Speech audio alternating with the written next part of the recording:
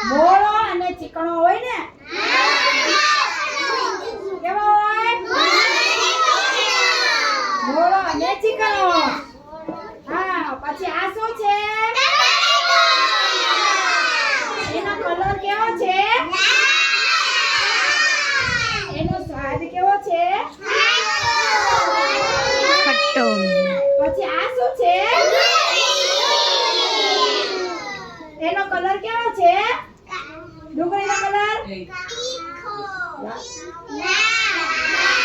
ડુંગળીનો colour કેવો છે એનો સ્વાદ કેવો હોય તીખો હા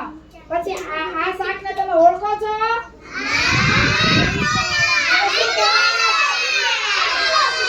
કંટોળા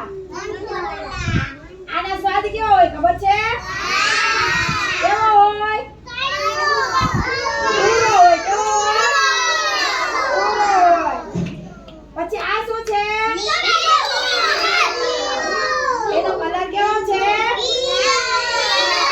એનો સ્વાદ કેવો હોય આને તમે ઓળખો બધા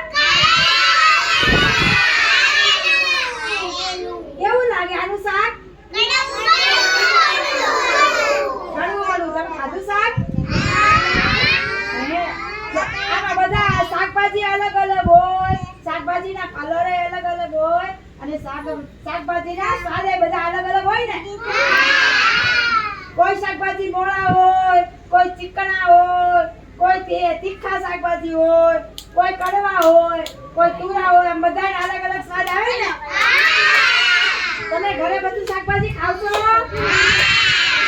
તો બધું શાકભાજી ખાવું જોઈએ ને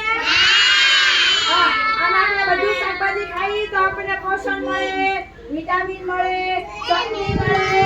પછી આપણા આંખમાં તેજ વધે આપણે બધા શાકભાજી દૂધી ને તોરિયા ને રીંગણ આમ બધા શાકભાજી ખાઈને